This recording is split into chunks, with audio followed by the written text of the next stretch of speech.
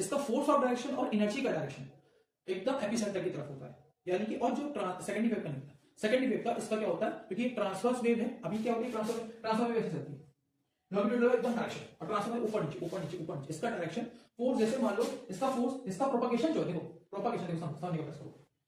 Propagation का मतलब क्या होता है समझो, प्रोपगेशन का मतलब होता है रास्ता। अब मुझे सीधे जाना है तो मैं सीधे ही जाऊंगा, अब मैं सीधे ही जा रहा हूं, मेरा डायरेक्शन एकदम सीधे है, ठीक है। मुझे अब सेकेंडरी वेव कैसे जाएगी, मुझे मान लो फॉर एग्जांपल मुझे ऐसे आपकी तरफ जाना है, ये कैमरे की तरफ मैं देख रहा हूं, ऐसे सीधे जाना है, तो पी वेव जो होगी कंप्रेशन रिलैक्सेशन ऐसे ऐसे जाके सीधे पहुंच जाएगी।